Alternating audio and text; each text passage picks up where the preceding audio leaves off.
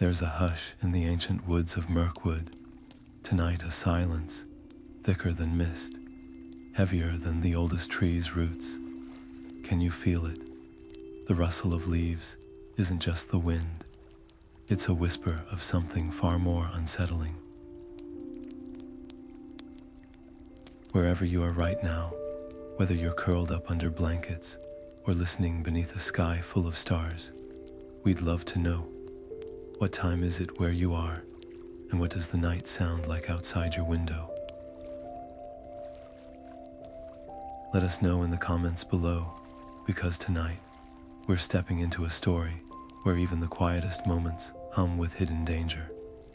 Deep in the heart of Middle-earth, where the trees remember the songs of the First Age, Radagast the Brown walks a path few dare to tread. He's known as the friend of beasts, the keeper of forgotten secrets, but tonight, even his gentle spirit is weighed down by dread. The animals, his closest companions, bring him warnings in chirps and growls, tales of a sickness slithering through the elven realms. It's not just a plague of the body, it's a shadow that clings to the mind, turning wisdom into madness and light into something twisted. Radagast knows time is slipping away. If this corruption isn't stopped, it won't just be Mirkwood that falls. The darkness could spread beyond the forest, beyond the mountains, until all of Middle-earth is choking on its own despair. So let's follow him, step by careful step, into the gloom. Picture the moss underfoot, spongy and damp. Smell the earthy tang of decaying leaves, mingling with something sharper, something wrong. This isn't just a tale of danger. It's a story of quiet courage, of one wizard's love for a world others might think too wild to save. And as we wander deeper, listen closely. The wind carries more than just the creak of branches. It carries the fate of kingdoms. Are you ready to uncover the mystery of the Elven Plague? Then close your eyes, take a breath, and let the forest pull you in. The moment Radagast crosses the threshold of his cozy hut in Roscoble, the forest greets him with a silence that prickles his skin. No cheerful chirps from finches, no rustle of rabbits in the underbrush. Just a hush so deep, it feels like the trees are holding their breath. His staff sinks into the damp earth as he walks, each step carrying him deeper into the tangled heart of Mirkwood, where the sunlight struggles to pierce the canopy. The animals that do cross his path move strangely, their gaits unsteady, their eyes reflecting a glint of something wrong. Then he finds the stag. It lies half collapsed against a gnarled oak, its sides heaving, antlers tangled in vines as though the forest itself is dragging it down. Radagast kneels, his fingers brushing the creature's feverish flank, and gasps. The stag's breath reeks of rotting leaves, its pupils swallowed by inky swirls that writhe like living shadows. This isn't just sickness, it's corruption, seeping into the creature's very spirit. A raven lands nearby, croaking a warning in a language only Radagast understands. It spreads, the bird rasps, not just through touch, through whispers, through dreams. The air grows thicker here, tasting of spoiled honey and damp stone. Even the wind seems to coil around him, pushing back as if Mirkwood is trying to shield him or trap him. Radagast hesitates. To go further alone is to walk into the plague's jaws, but turning back means abandoning the forest to its fate. And then there are the elves. Their halls lie nearer now, their healers skilled beyond mortal measure. But would they even welcome him, or would the doors of Thranduil's kingdom slam shut, leaving him to listen as the darkness laughs beyond the trees? He grips his staff tighter, The wood hums under his palm, as if the earth itself is urging him forward. Somewhere ahead, the plague's heart pulses, waiting. Somewhere, the first whisper of this shadow took root. Radagast straightens, his cloak heavy with dew, and makes his choice. The stag's labored breathing fades behind him as he steps into the gloom. Every rustle of leaves, every distant howl, is a reminder. Time is running out, and the forest's fate now rests in his gnarled, leaf-stained hands. The path narrows as Radagast pushes through curtains of ivy, their leaves brittle under his fingers. The scent of wood smoke guides him faint at first, then thicker, laced with something sickly sweet. Beyond the trees, the outpost emerges like a wounded creature, watchtowers leaning wearily, their lanterns flickering low, and the once proud banners of the Elves hanging limp in the stagnant air. He steps into the clearing, and the silence shatters, not with welcome, but with coughing, wet, ragged sounds that echo from the open doorways of hollowed-out halls. A figure stumbles toward him, her silver hair matted with sweat, her hands clutching a bundle of wilted herbs. Lothian sways on her feet, her eyes glassy with fever, yet still she forces herself upright. "You should not have come," she murmurs, her voice frayed at the edges. The air here is poison. The songs, she shudders, pressing a hand to her temple. We sang to ease the pain, but the melodies twist now. They carry the plague on their notes, and those who hear them, her sentence dies in another cough, and Radagast catches her elbow before her knees give way. Around them, the outpost is a graveyard of living shadows. Elves lie motionless on pallets, their chests rising in shallow, uneven breaths. Some clutch their ears as if haunted by invisible whispers. Others claw at their own skin, their nails leaving trails of blood. A child whimpers in the corner, her golden curls darkened with sweat, her tiny fingers curled around a wooden flute. The instrument that once brought joy now lies silent, feared. Lúthien follows his gaze. "She played for us yesterday," she whispers. By nightfall, her hands were burning. Radagast's chest tightens. His magic is a gentle thing, meant for mending broken wings and coaxing life from barren soil, not battling a curse woven into song. He could stay, pour his strength into these fading lights, buy them hours, perhaps days. But the raven's warning tolls in his mind. It spreads. Every moment he lingers, the plague's roots dig deeper, its whispers slithering toward the next vulnerable heart. Lothian's fingers clutch his sleeve, her grip desperate. The spiders, she gasps. They came before the fever, not to hunt, but to watch. Her breath hitches. As if they were waiting, a chill snakes down Radagast's spine. Spiders, drawn not by hunger, but by anticipation, creatures who thrive in shadows, who know the taste of decay. If they're gathering, the source is near, and it's growing stronger. The choice hangs between them, heavy as the infected air, stay and risk losing the trail. Go and abandon these souls to their torment. Outside, the wind moans through the branches, carrying a sound that might be distant singing or screaming. Radagast closes his eyes. The staff in his hand thrums, not with power, but with purpose. He kneels beside the child, presses a hand to her fevered brow, and pours a sliver of his light into her.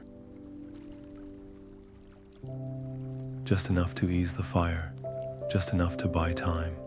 When he stands, Lothian's tears gleam in the dying lantern light, but she nods. She understands.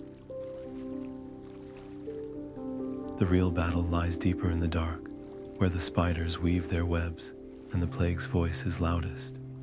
Radagast turns toward the trees, their shadows swallowing him whole. Behind him, the outpost's whispers fade. Ahead, the forest holds its breath. The raven's wings cut through the mist like black knives. Its arrival, scattering the few healthy birds still clinging to the branches. It lands on Radagast's shoulder, its feathers ruffled, its beak snapping with urgency. The message it carries isn't just words. It's a tremor in the earth, a crack in the sky. Lothian, the golden realm of the Elves, where the very air hums with ancient power, is now in the plague's path.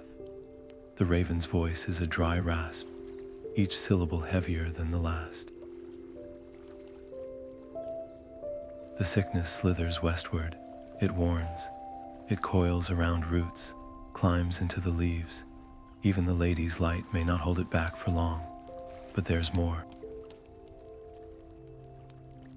The raven's eyes gleam with a fear Radagast has never seen in creatures of the wild. It speaks of a shape moving through the ruins of Dol Guldur. Not an orc, not a wandering spirit, but something older. Something patient. The figure walks the broken towers without footsteps, its presence bending the very air like heat over a flame.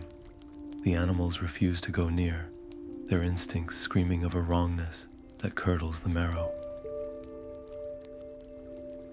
And then, the worst of it, the shadow hums, a sound like a hive of wasps, like 1,000 voices murmuring just below hearing. Radagast's hands tighten around his staff until the wood groans. This isn't some natural blight, some twist of fate. The plague is a needle, and someone is threading it through the heart of Middle-earth. His mind races. Dol Guldur, the hill of sorcery, where shadows linger even in daylight. If the darkness has returned there, if it's weaving its poison into song and soil, then every moment he delays is another life lost. Another realm poisoned. The raven shifts uneasily, its claws digging into his cloak. You cannot fight this alone, it croaks. Radagast knows it's right. He's no warrior, no master of flame and fury like Saruman. His magic is the quiet kind, the language of bees, the patience of oaks. But who else will go? The elves are crumbling under their own suffering. The men of Dahl have no weapons against such sorcery, and the other wizards, they've turned their eyes elsewhere, to grander battles, mightier foes. A gust of wind stirs the leaves, carrying a scent that makes his stomach twist. Burnt sugar and rotting petals, the plague's breath. Somewhere beyond the trees, the shadow waits, testing its strength, savoring the fear it sows. Radagast exhales slowly. He's spent centuries tending to broken wings and wilted flowers. But this is a storm that could drown the world.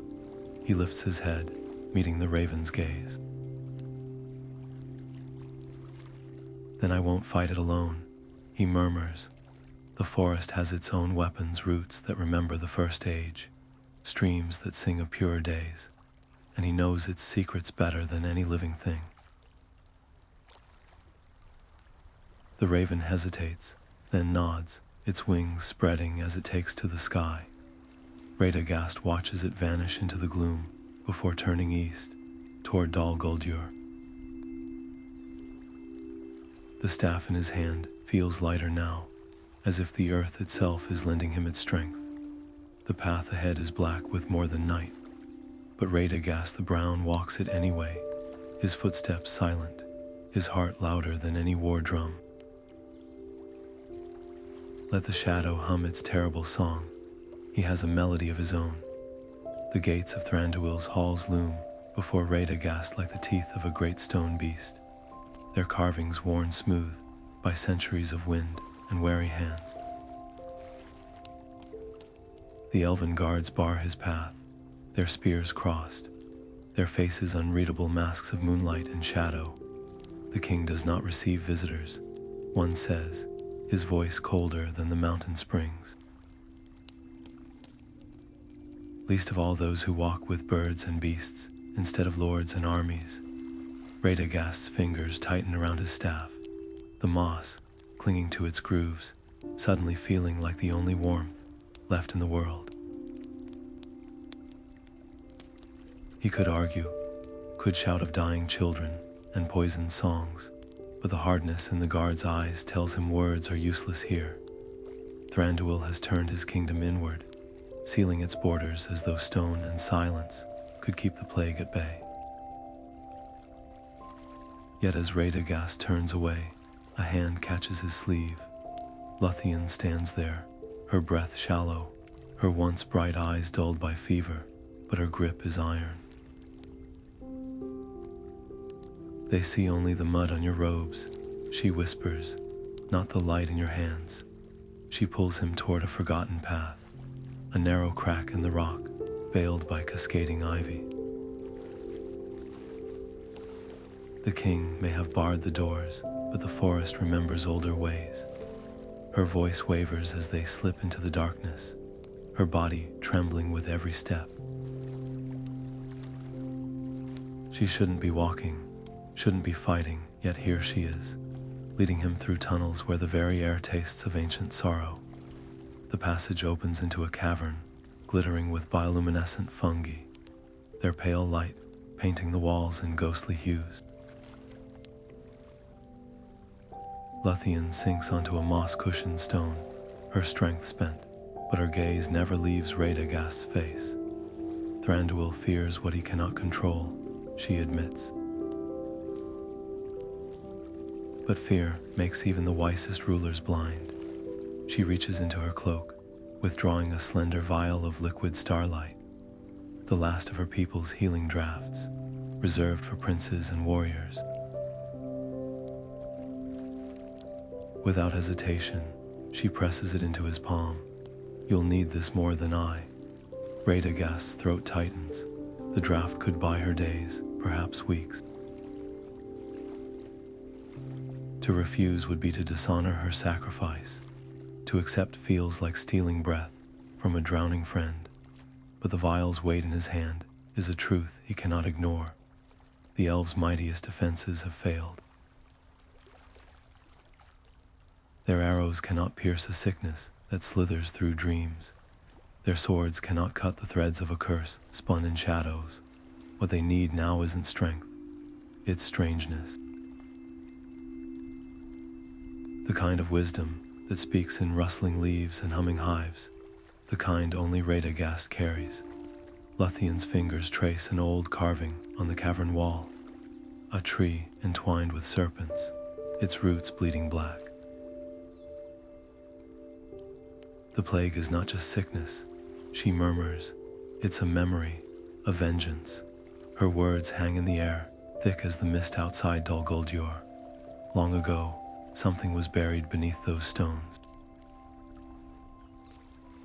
Something that should have slept forever. Radagast feels the truth of it in his bones, in the way the earth itself seems to recoil from the east. This is no natural blight. It's a wound reopening. Above them, the distant sound of elven horns splits the night. A warning or a lament. Lothian's head jerks up. They've seen the spiders, she gasps. They're coming closer. Her hand finds Radagast's, her skin fever hot. Go, before the king's pride seals your fate with mine. There's no time for gratitude, for promises. Only the understanding that passes between them like a spark. She has given him the key, but the door it opens leads into the dark. As Radagast emerges from the tunnel, the first silken threads of spiderwebs brush his face, clinging like unanswered questions. Somewhere ahead, the heart of the plague pulses, waiting. Behind him, Lothian's light flickers, a star drowning in storm clouds. He doesn't look back. The draft burns in his pocket, a tiny sun against his thigh. For her, for all of them, he steps forward, and the forest swallows him whole. The air in the cavern grows thick with the weight of Lúthien's words, each syllable curling like smoke around the glowing fungi. It began as a lullaby, she whispers, her voice fraying at the edges, a melody spun from starlight, meant to cradle the weary into dreams, but now her fingers tremble as they trace the serpentine carvings on the wall, following the sinuous lines where the stone trees' roots blacken and split. Now it slithers. It coils into the ear like a viper, and once it bites, she doesn't need to finish. Radagast has seen the aftermath, the way the infected clutch their heads as if trying to claw the song out, the way their eyes glaze over, reflecting not the world around them, but some terrible inward vision. A breeze slithers through the tunnel, carrying a sound so faint it might be imagination. A few scattered notes, dissonant and dripping with mockery. Radagast's skin prickles. The melody isn't just alive, it's hunting. It slinks through the forest on spider silk threads, seeking cracks in the mind, weaknesses in the spirit.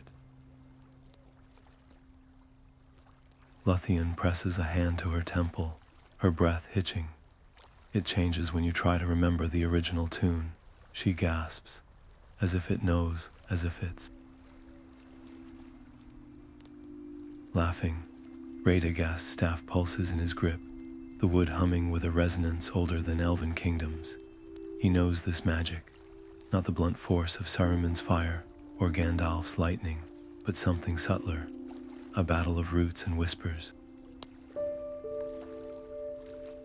To undo the curse, he must find the song's first, purest form, buried beneath layers of corruption, like a seed beneath ash. But where? The answer coils in Lothian's fevered gaze. The heart of the forest, she murmurs, where the oldest trees sing in voices no one dares to hear. The deepest parts of Mirkwood, even the elves shun those shadowed groves, where trunks twist into agonized shapes, and the air thrums with a sound like grinding teeth. Legends say the trees there remember the first age too well, their roots tangled with buried battles, their sap thick with old blood. If the original melody survives anywhere, it's there, guarded by things that have forgotten sunlight. Radagast tucks the vial of starlight deeper into his cloak. He's no minstrel. His magic has always been the language of rustling leaves and burrowing creatures. But the forest has its own memory, its own way of keeping secrets. Somewhere in the gnarled heart of Mirkwood, the true song endures, and if spiders and madness stand between him and it, well, he's spent centuries listening to the small, brave voices others ignore. The earth itself might just sing for him. Lothian's hand slips from his sleeve, her strength spent. The last thing she gives him isn't a word, but a look, a spark of defiance in the gathering dark. Radagast nods once, then turns toward the tunnel's mouth, where the wind carries not just the plague's mocking refrain, but something else. Fainter, older, a single stubborn note, pure as a drop of dew. The forest hasn't surrendered yet, and neither will he. The deeper they venture into Mirkwood's twisted heart, the more the trees themselves seem to lean away, their bark splitting into grotesque smiles. The air isn't just heavy here, it vibrates, thrumming with a melody that slithers between notes, never resolving into anything recognizable. Radagast's staff, usually alive with the quiet pulse of growing things, now feels like dead weight in his hands, its glow dimmed to a flicker. Even the earth underfoot resists him. The roots recoil from his touch, as if he carries the plague's taint. Lúthien stumbles beside him, her breath ragged, but her eyes remain fixed ahead. The song is stronger here, she murmurs. It doesn't just infect, it hungers. Ahead, the path dissolves into a tangle of thorned vines, their barbs glistening with something darker than dew. Shadows pool unnaturally, swirling like ink in water, forming shapes that vanish before the eye can fully grasp them. Radagast reaches for the threads of his magic, the old, gentle spells that coax life from barren soil, but they slip through his fingers like smoke. The forest isn't just resisting him, it's unmaking his connection, note by note. Then the first whisper rises, not from the air, not from the trees, but from the space between thoughts. A voice that isn't a voice, hissing words in a language that stings like frostbite. Turn back, Lothian gasps, her hands flying to her ears, but Radagast knows better than to fight it directly. He's spent centuries listening to the murmurs of hedgehogs and the gossip of sparrows. The trick isn't to block the noise, it's to find the rhythm beneath it. Closing his eyes, he lets the hum of his own heartbeat fill his skull, steady as a drum. The shadows recoil, just for a moment, just enough. Lúthien seizes his arm, her nails biting into his sleeve. There, she breathes, pointing to a gnarled oak ahead, its trunk split open like a wound. Nestled in the hollow is a cluster of pale mushrooms, their caps pulsing faintly, a fragile counterpoint to the plague's dissonance. They remember, she says. Even here, the forest keeps its own song. Radagast's chest tightens. These are no ordinary fungi. Their roots twine with the oldest mycelium in Mirkwood, threads of a living network that predates elves and wizards alike.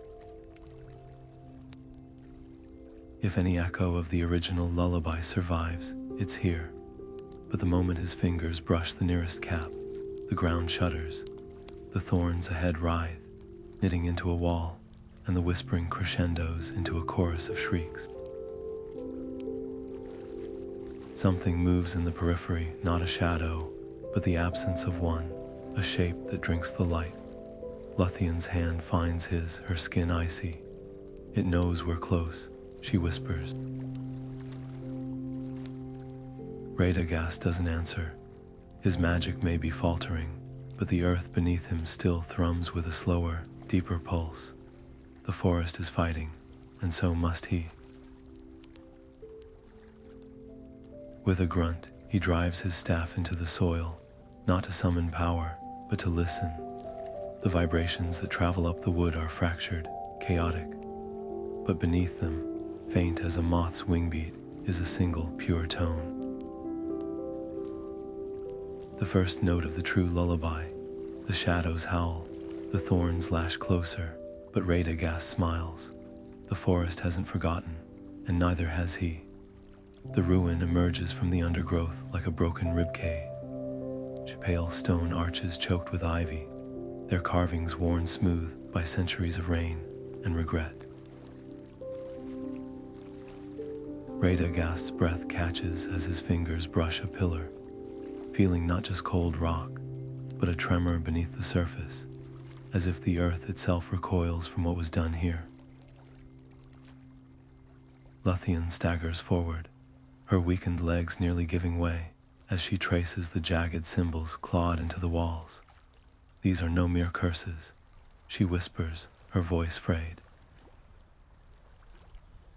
They're inversions, twisting healing into hunger, song into silence. Her nail snags on a particular rune, a spiral that once symbolized renewal, now gouged into a gaping maw.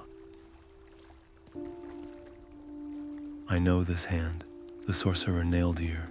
He sought not to destroy life, but to own it. The air inside the ruin is thick with the scent of wet iron and spoiled honey, clinging to the back of Radagast's throat. He kneels, pressing his palm to the moss-flecked floor, and the truth strikes him like a falling branch. The plague isn't some wild, festering thing, it's precise. Surgical. The runes aren't just defiling the ruin, they're rewriting it, turning a sanctuary into a funnel, drawing the forest's vitality inward only to corrupt it. Every wilted leaf in Mirkwood, every fevered elf, is part of a grotesque alchemy. Naildeer didn't want death. He wanted control, to make life itself kneel.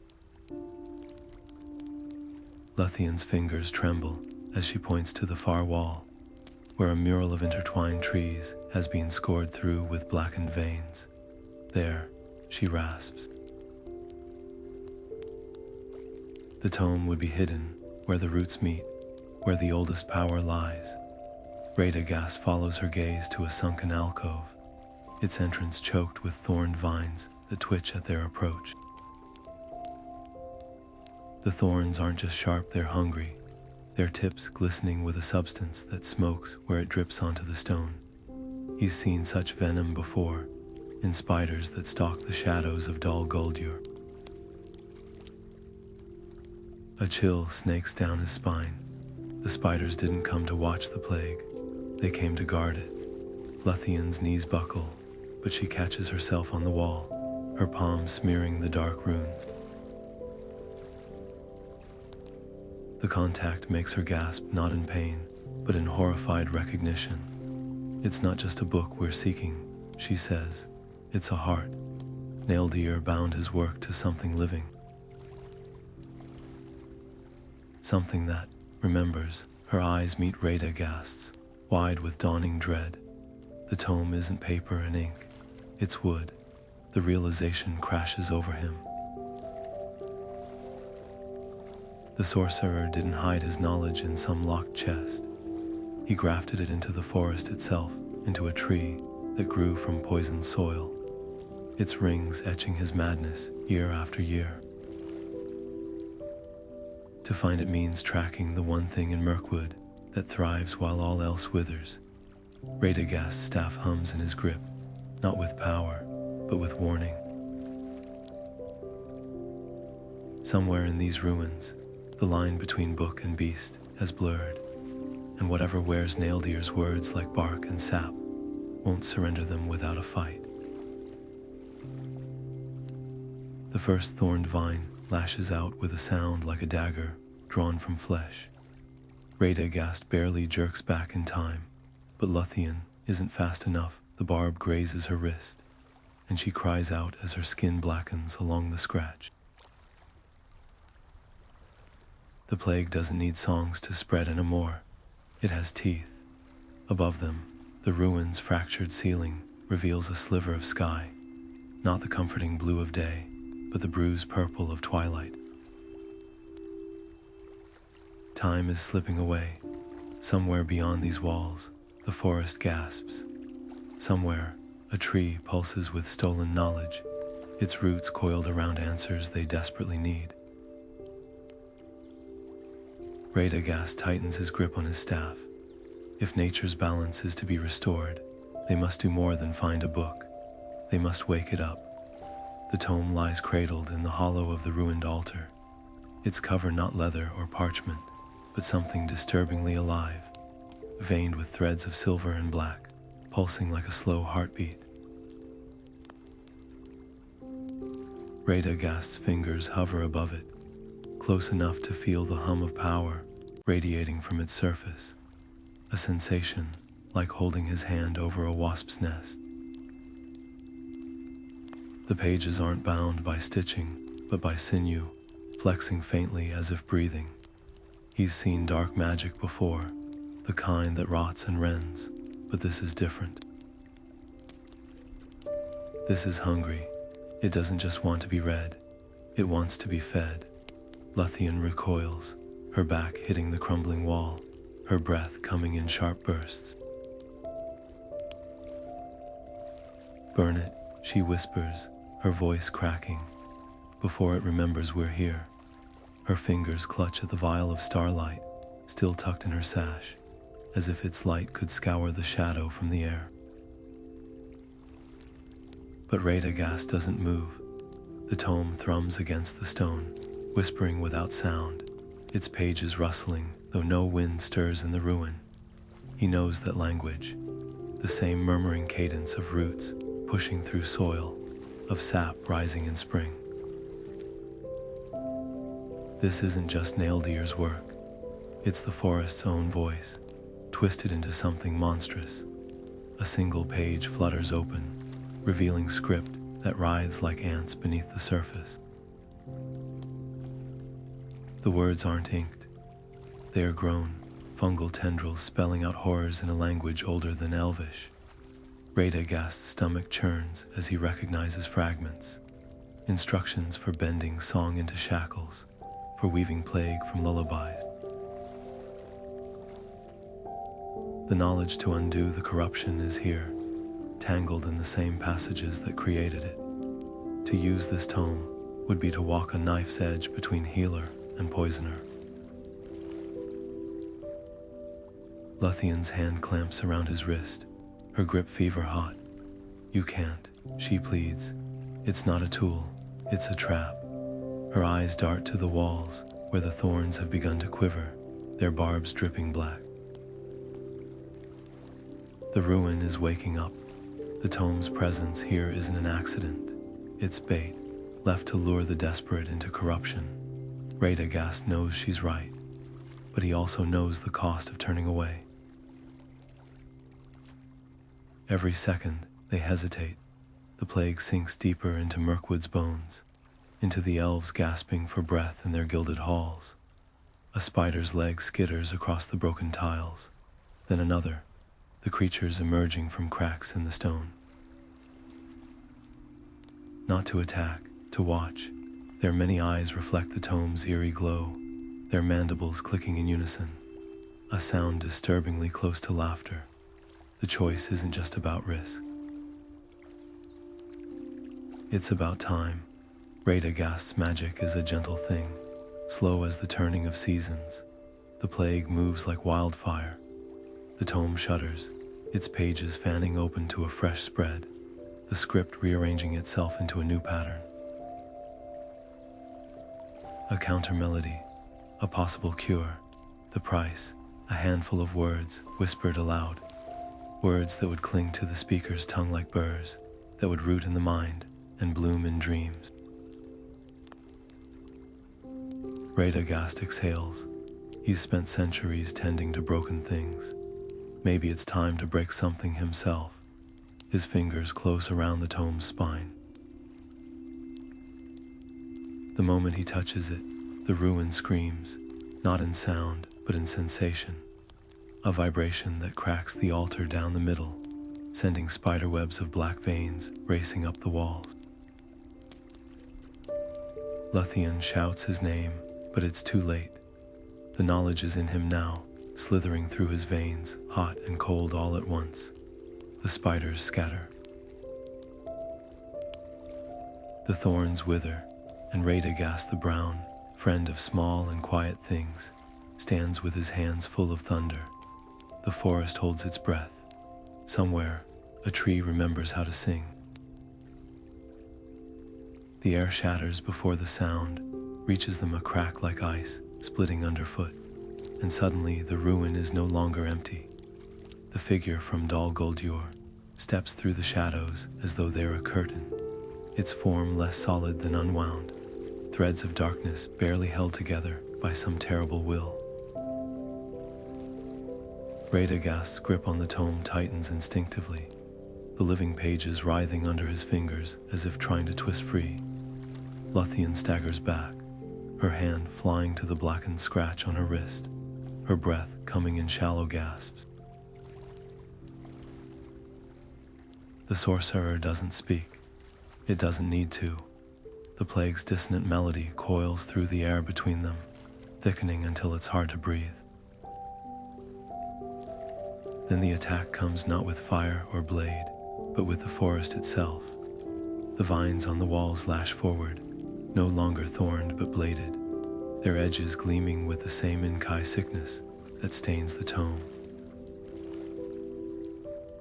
Radagast barely yanks Lothian aside in time, the vines slicing the air where her throat had been. The ruin groans, its stones shifting like the ribs of some great beast, waking beneath them.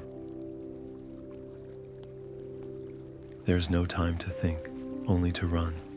They crash through the crumbling archway, just as the ceiling collapses behind them, dust and splintered stone biting at their heels. Outside, the world has turned against them. The trees that once leaned away now bend inward, branches knitting into a cage. Even the earth rebels' roots erupt from the soil like grasping fingers, snatching at their ankles. Lúthien stumbles, her legs buckling under the plague's weight, but Radagast hauls her up, his staff striking the ground with a force that sends a shockwave through the corrupted earth. For one fleeting moment, the roots still. It's enough. They plunge into the undergrowth, the sorcerer's laughter curling after them like smoke. The pursuit is relentless. Shadows flit between the trunks, not quite spiders, not quite men. Things shaped by the plague's will, their many limbs clicking in unison. The air hums with the sorcerer's song, each note a needle driving deeper into Radagast's skull. He clutches the tome to his chest, its pulse now synchronized with his own frantic heartbeat. It's not just a book they are carrying, it's a key, and the lock it fits is somewhere ahead, in the golden glades of Lothian, where the Lady of Light still holds back the darkness. Lothian's breath is a ragged thing, her steps growing slower, her skin sheened with fever sweat. She doesn't complain, doesn't falter, but Radagast sees the truth in her glassy eyes. The plague is winning. They won't outrun it, not like this. He skids to a halt beside a lightning-split oak, its hollow trunk gaping like a wound. Here, he rasps, pressing the vial of starlight into her shaking hands. Drink all of it, she tries to protest, but he shakes his head. You're faster. You know these woods. Get to Lothian. Tell them what we found. Her fingers close around the vial, her face a mask of grief and understanding. She knows what he's not saying, that the tome is a beacon, that the sorcerer will follow it, not her. That this is goodbye. The shadows shriek behind them, closer now.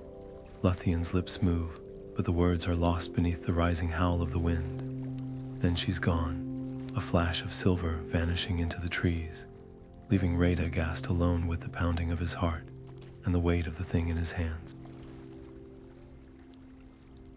He turns to face the coming storm. The shadows coil, the air warps, and the sorcerer steps forward at last, its form solidifying into something almost elven, almost familiar. Radagast's staff glows faintly, not with power, but with defiance. The forest holds its breath. Somewhere to the west, a single note rings out, pure, unbroken. A promise, and then the darkness swallows them both. The golden light of Lothian washes over them like a sigh, warm, honeyed, and trembling at the edges. Radagast staggers across the border, the living tome heavy in his arms, its pulse now slow and labored as if drained by the journey. The air here smells of malorn leaves and untouched snow, so pure it burns his plague-scorched lungs. Lothian collapses beside him, her silver hair matted with sweat, the blackened veins from the thorn's wound creeping up her neck like cracks in glass. Before they can take another step, the shadows between the trees shift, not with menace, but with grace, a presence older than the rivers, wiser than the mountains. Galadryl steps forward, her gown woven from starlight and twilight, her eyes reflecting not their weary faces, but the storm that chases them. You bring the shadow with you, Radagast the Brown. She murmurs, her voice a melody that doesn't echo so much as linger, like the last note of a forgotten song. Her hand hovers above Lothian's fevered brow, never touching, yet the elf's breathing steadies, but not by choice. The forest's pain is not so easily outrun. The refuge she offers is not the grand talons of Galadryl, but a hidden glade where the earth itself hums with ancient power, a place where even the air feels like a balm. As Lúthien sinks into the embrace of the grass, Radagast turns to Galadryl, the tome's weight suddenly unbearable. The plague isn't just spreading, he rasps. It's learning, twisting every song, every spell we use against it. Galadriel's gaze drifts westward, toward the dimming glow of the evening star. It was never just a sickness, she says softly. It is a wound, one dealt long ago, when hands that should have healed chose instead to bind. She kneels, her fingers brushing the cover of the tome, and for the first time, its pulsing stills. Naildeer's work is but the needle, the thread is older, it sings still in the dark. Radagast's throat tightens. Then how do we cut it? The Lady of Light rises, her silhouette edged in gold. By finding what was lost before it was broken. The wind carries her words, weaving them through the leaves until they take shape. A memory of strings plucked by long-dead fingers, of a harp whose music could mend flesh and spirit alike. Celebrian's silver harp, Galadriel whispers, forged in the days when our joy was not yet mingled with grief. Its strings were spun from the light of the two trees, its frame carved from the heartwood of Laurelin. But when the shadow came, it was hidden away, lest its power be turned to darker purposes. A chill runs through Radagast. A relic of such purity, wielded by Naildeer's heirs, could unravel the very fabric of Middle-earth's magic. Where, he demands, Galadriel's eyes darken, where all things forgotten go, to the halls of the abandoned, beneath the roots of the world.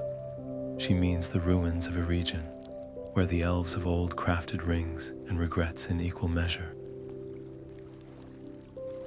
A place now choked with memories and worse things. Lúthien stirs, her voice a thread of sound. The spiders guard the way. Above them, the Malorn leaves shiver, though no wind blows. Galadriel's hand closes around empty air, as if grasping something only she can see. They guard more than that, she murmurs. They feed, for the harp is not silent in its tomb. It weeps, and its tears are poison. Radagast looks down at the tome, its pages now eerily still. The answer is here, not just in the harp, but in the space between what was and what was done. To heal the plague, they must confront the hand that first twisted healing into harm. The glade falls silent. Somewhere deep in Lothian, a single Malorn leaf detaches, drifting slowly to the ground. A reminder, even gold cannot outlast the dark forever. The water in Galadriel's mirror doesn't ripple, it breathes, its surface expanding and contracting like the chest of a sleeping giant. The vision comes not in pictures, but in sensations. The scent of crushed laurel leaves, the press of unseen fingers against Radagast's palm, and a sound so faint it might be memory. A single harp string trembling in the dark. Then, all at once, the mirror shows them, a shrine half swallowed by the roots of a Malorn tree, its silver doors tarnished black, its threshold littered with bones that gleam too brightly to be mortal. The grove of echoes, Galadriel murmurs, her voice blending with the whisper of leaves overhead. Where the past does not fade, but lingers and judges. Lothian sways where she stands, her fingers digging into Radagast's shoulder for balance. The black veins from the thorn's wound now creep toward her collarbone, pulsing in time with her ragged breaths. She doesn't speak, but her eyes say enough. This is a place for the whole and the worthy, and she is neither. Radagast tightens his grip on his staff, the wood warm against his palm, despite the chill in the air. Illusions won't turn me back, he says, more to the trees than to Galadryl. But the plague has teeth. If the grove demands purity, the grove demands truth. Galadryl interrupts, her gaze lingering on Lothian's trembling hands. And truth is rarely kind. The path to the shrine winds through corridors of living gold malorn trunks, so close their bark brushes their arms like the fingers of watchful sentinels. The air thickens with each step, heavy with the perfume of blossoms that don't exist, their scent conjured from some long-lost spring. Then come the whispers. Not from the trees, but from their own minds, spilled aloud like wine from a cracked cup. You failed the stag, hisses Radagast's voice, though his lips never move. You let the thorns take her. Lúthien gasps as her own guilt takes shape, a child's voice, singing the corrupted lullaby, her hands too slow to cover its ears. The ground beneath them shudders, roots erupt, not to attack, but to weave, knitting into a wall of gilded thorns. A test. Radagast reaches for his magic, but the grove swallows it like a stone dropped into deep water. No spells here, no tricks, only the weight of what they carry. Lúthien staggers forward, her palm outstretched. The plague is my burden, she rasps. Let it judge me, the thorns part, not to spare her, but to consume, their vines coiling around her wrists like shackles. The shrine's doors groan open, revealing not darkness, but a light so piercing it strips Radagast's thoughts bare. There, floating above a pedestal of entwined roots, hangs Celebrion's harp, its silver frame cracked, its strings sagging, yet still humming with a note that makes his bones ache. It's not just an instrument, it's a wound, and it's weeping. Lúthien collapses, her body convulsing as the plague inside her writhes in answer. The vines tighten, their thorns piercing her skin, drinking the sickness, or feeding it. Radagast lunges, but the grove stops him, branches pinning his arms. The choice is brutal in its simplicity. The harp's power could cleanse the forest, but only if the corruption within Lothian is severed first. The grove offers no knives, no mercy, just the unspoken price. To save Middle-earth, he must let it take her. Somewhere above, a single harp string quivers. Waiting, the grove doesn't speak. It echoes, throwing their own voices back at them, warped into something sharper, crueler. The air shimmers with half-seen shapes, spirits woven from golden leaves and silver mist, their eyes hollow, their mouths moving in silent judgment. One steps forward, its form flickering between an ancient elf and a twisted root, and extends a hand, not in welcome, but in challenge. Prove you are more than your failures. Radagast doesn't hesitate. He kneels, pressing his palms to the moss, and the earth answers with a shiver. A wounded fox limps from the underbrush. Real or illusion, it hardly matters. Its side torn open by thorns, its breath coming in whimpers. The spirits watch, unmoved, as Radagast murmurs to the creature, in a language older than words. His magic isn't grand or gleaming. It's the quiet patience of rain on parched soil. The fox's fur knits together under his touch, its whimpers softening into a sigh. The spirits blink. For the first time, the grove's light warms instead of burns. But Lothian stands frozen, her face ashen. The spirits circle her, their whispers taking shape ghosts of fallen kin, their mouths moving in silent accusation. A child steps forward, her eyes glassy with plague, her fingers clutching a flute blackened by rot. You played for us, the vision hisses. You sang us into the dark. Lothian's knees hit the ground, her hands shaking too violently to cover her ears. The grove doesn't want blood or tears. It wants the truth, the weight of every life she couldn't save. A spirit looms over her, its voice like wind through dead branches. The harp hungers, it will not sing for nothing. The demand is clear, a sacrifice, not of flesh, but of light. A memory untainted by sorrow, offered freely to mend what was broken. Lothian's breath hitches, her fingers drift to her throat, where a locket once hung, a gift from her brother, long lost to the sea. Inside, she'd kept a single note of his laughter, pressed into silver like a flower, the last pure thing she owned.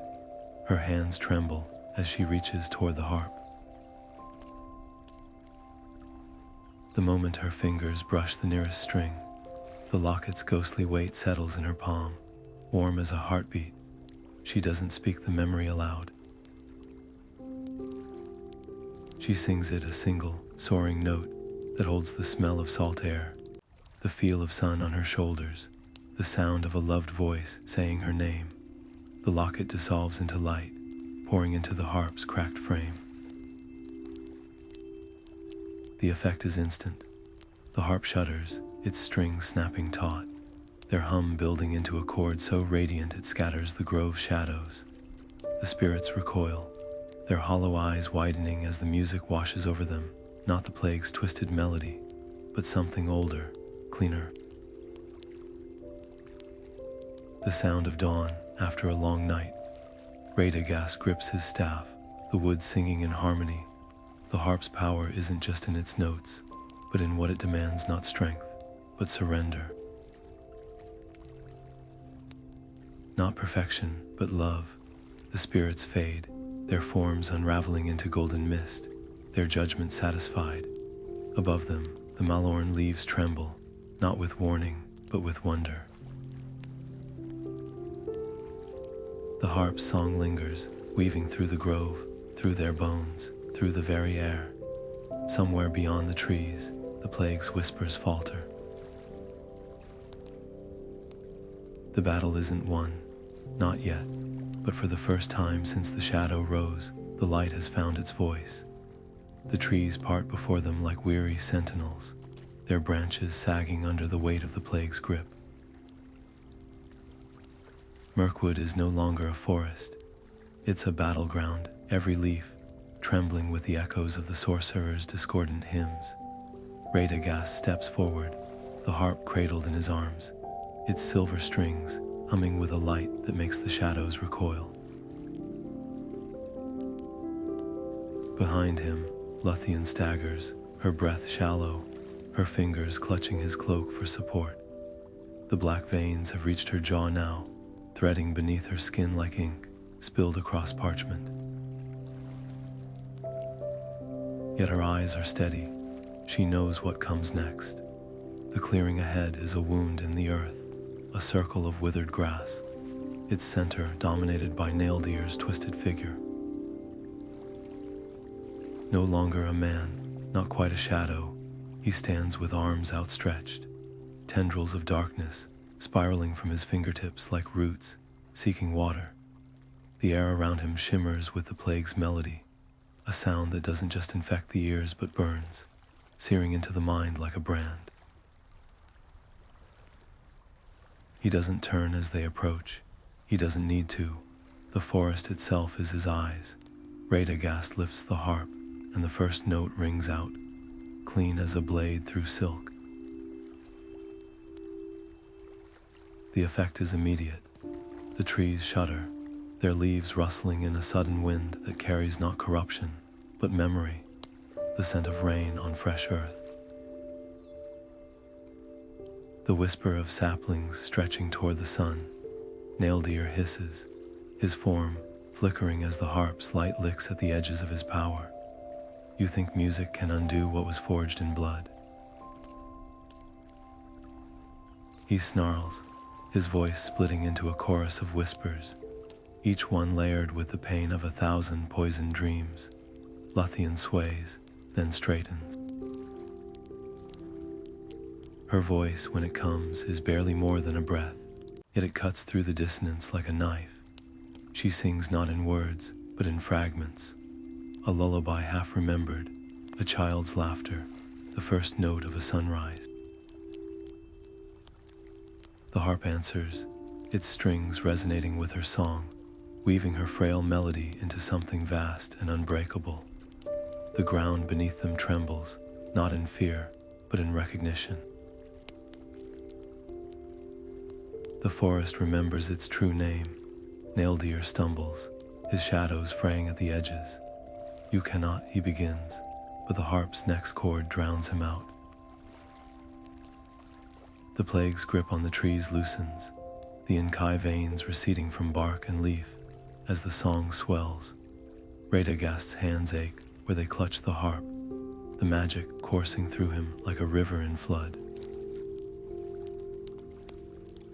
This isn't just battle, it's reclamation. Every note is a seed, taking root in the scorched earth of Mirkwood's heart.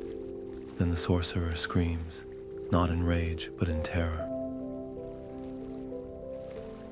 The darkness he wielded so effortlessly now turns on him, coiling around his limbs like chains. The plague, it seems, has no loyalty. Lúthien's voice falters, her knees buckling, but the song doesn't stop. The wind carries it now, rustling through the branches, echoed by the creak of ancient boughs and the distant call of a thrush. The forest is singing with them. Goldior's form unravels, his essence scattering like ash on the wind. The last thing to fade is his voice, a whisper, almost pleading. You don't know what you've awakened. Then he's gone, and the clearing is silent, save for the harp's lingering resonance and Lothian's ragged breathing. Radagast lowers the harp, his arms trembling. Around them, the trees stand taller, their leaves already greener, their roots drinking deep from a soil no longer fouled. The battle is won, but the sorcerer's final warning lingers, a shadow at the edge of the light. Somewhere, something stirs, and the harp's strings hum in answer. The harp's final note lingers in the air, shimmering like sunlight on water, and with it comes a great unraveling. The sorcerer's form, once solid, now frayed at the edges like old parchment, dissolves into mist, his whispers swallowed by the wind. The plague's grip snaps, its Inkai tendrils recoiling from the trees, the grass, the very air, as if the forest itself is exhaling a breath held too long. Around them, the elves stagger upright, their fevered eyes clearing, their hands no longer clawing at phantom pains. The melody did more than break the curse. It wove the broken pieces back together. But the cost hangs heavy in the silence. Lúthien crumples like a petal in frost, her body folding into Radagast's arms before she hits the ground. Her skin is ashen, the black veins receding but leaving behind a network of delicate scars, traceries of what she endured. For a heartbeat, the world narrows to the shallow rise and fall of her chest, to the way her fingers twitch, still clutching the ghost of that lost locket. Radagast's throat tightens. He's seen too many bright things fade in his long years, flowers withered by early frost, birds fallen mid-flight. But her. Not like this, then. A flutter of lashes, a gasp ragged but real, her eyes open, not with the glassy emptiness of the plagued, but with the dazed wonder of someone waking from a nightmare. "Did it work?" she whispers, her voice cracked but unmistakably hers. Radagast's laughter is half a sob. Around them, the forest thrums with renewed life, saplings straightening toward the light, streams running clear for the first time in seasons.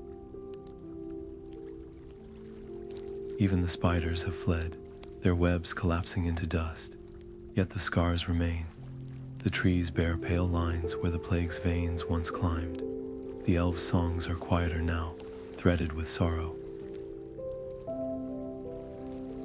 And Lothian, she'll carry the weight of that sacrifice in every step, in every note she sings. Radagast helps her sit up, his hands steadying her trembling shoulders. The balance has been restored, but balance is not the same as innocence. The forest remembers. The harp's strings hum faintly where it rests between them, a reminder. Some wounds heal, but none forget. And somewhere, deep in the earth or high in the branches, something listens, something waits. The sorcerer's last words weren't just defiance, they were a warning. The harp's song woke more than the trees. It woke the dark that slept beneath them, but that's a tale for another night. For now, there's only this, a healed forest, a fragile victory, and the quiet understanding that some battles don't end. They just change shape. Roscoble's familiar scent wraps around Radagast like an old cloak.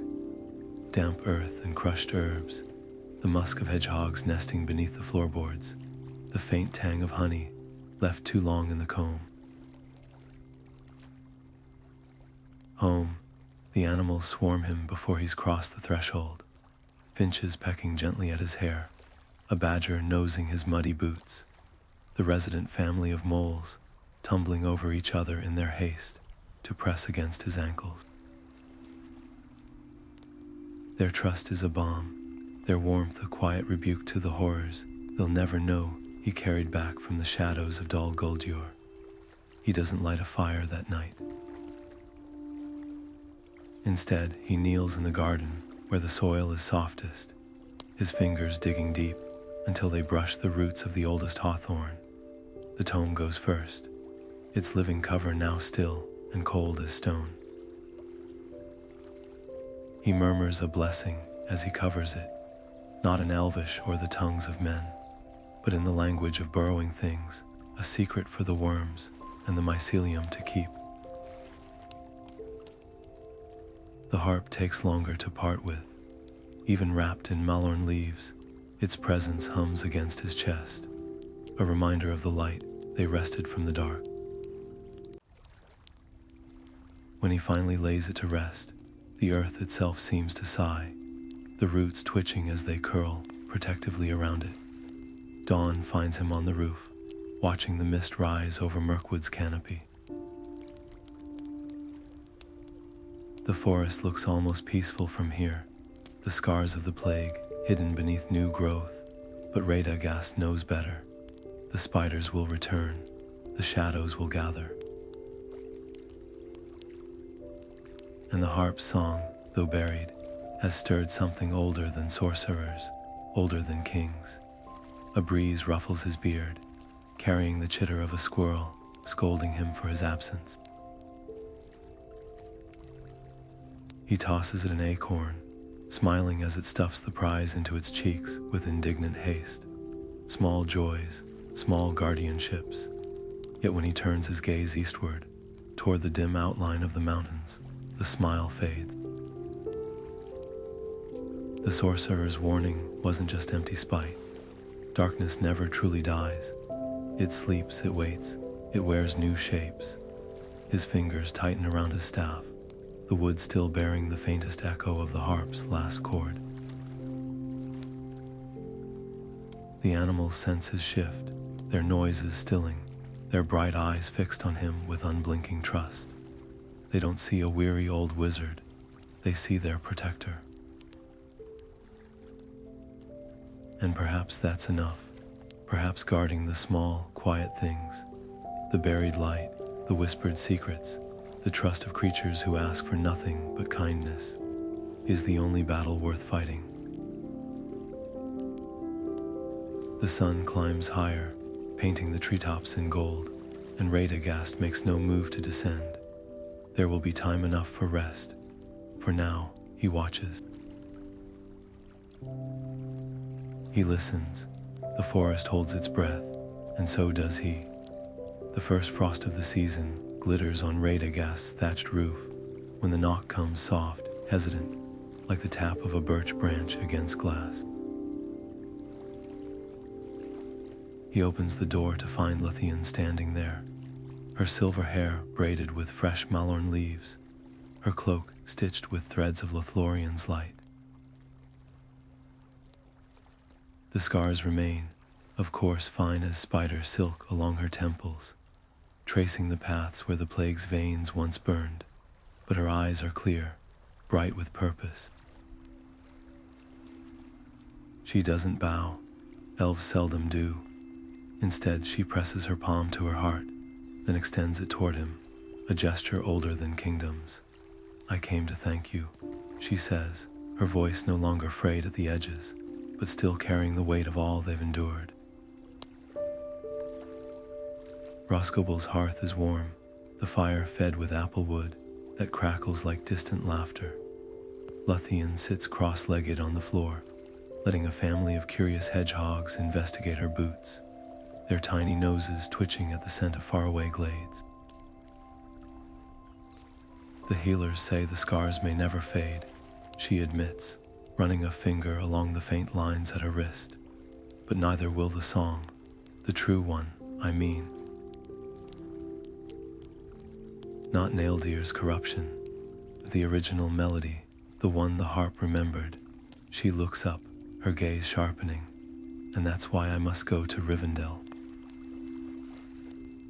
While the memory still lives in me, before time blurs it into just another half-remembered lullaby, Radagast stirs a pot of pine needle tea, the steam curling into shapes that might be birds or ghosts or both. He understands what she doesn't say. The elves are dwindling. Their songs grow quieter with each passing age, their stories thinning like mist under the sun. If the true melody is to survive, it must be written in ink as well as memory, preserved in the halls of Elrond, where the last scholars of the elder days still bend over their parchments with ink-stained fingers. Outside, the wind rattles the bare branches of the hawthorn, where the tome and harp lie buried. Radagast reaches into the pocket of his mossy robe and withdraws a single acorn, its cap still clinging stubbornly to the shell. It's no ordinary seed. This one came from the oldest tree in his garden, a great oak that weathered the plague's touch without shedding a single leaf. He presses it into Lúthien's palm, closing her fingers around it. "For your garden in Rivendell," he murmurs, "so something of this forest grows where you're going." She turns the acorn over, her thumb brushing its ridges, and for a moment, Radagast sees the child she must have been centuries ago, wide-eyed, quick to laugh, before shadows and spiders and sacrifices etch their marks upon her. Then she smiles, and the years fall away. "I'll plant it where the river sings," she promises, "and when its roots are deep enough, you'll come and see it." All of you. Her gaze flicks to the hedgehogs now dozing in her lap, to the raven perched on the windowsill, to Radagast himself. Dawn is bleeding into the sky when she leaves, her cloak catching the first pink light as she steps onto the path that will carry her west. Radagast watches from the gate, his breath fogging in the cold air. The bond between them isn't the kind sworn with oaths or sealed with rings. It's quieter than that forged in shared silence before battle, in the weight of a vial pressed into trembling hands. in the understanding that some debts are paid not with gold, but with trust. The raven caws once, a sound that might be farewell or warning or both. Lothian raises a hand in answer, then vanishes into the trees. Radagast stays until even the echo of her footsteps fades, until the only sound is the wind stirring the hawthorn's branches. Somewhere beneath his feet, the harp hums softly, a note too low for mortal ears. The forest remembers, and so does he.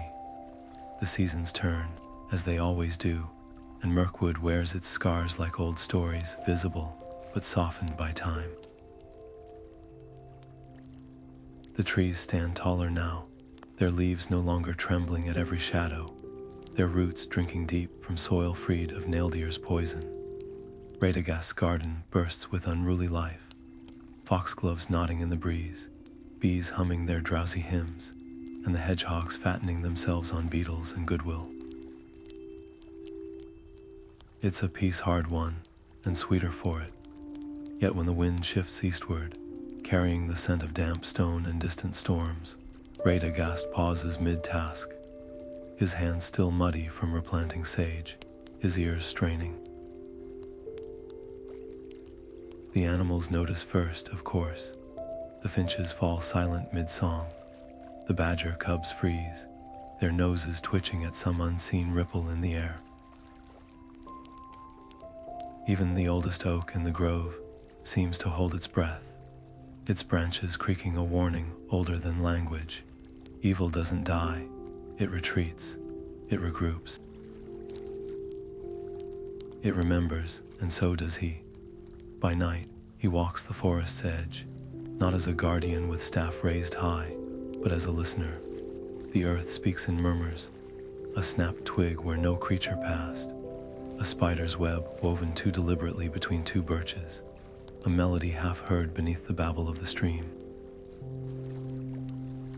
Not the plague's twisted tune, but something, newer, hungrier. He doesn't speak of these things, not even to the raven who watches from his shoulder with knowing eyes. Some warnings are too fragile for daylight. The elves, of course, have turned the tale into song. In the halls of Thranduil, bards sing of the brown wizard who braved the grove of echoes, of the harp that wept light, of the healer who poured her memories into silver strings. They call it victory. Radagast knows better. Victory is a flame that needs constant tending. Every cured fox, every cleared thicket, every child's laughter ringing through the trees. These are not the end of the story. They are kindling, so he tends his creatures, mends what's broken, and waits, not in fear, but in readiness. The balance between light and shadow is never static. It's a dance, and the music changes with every step. When the next note sounds, and it will, he'll be there to meet it, staff in hand, heart open. The forest, after all, never sleeps, and neither do its keepers.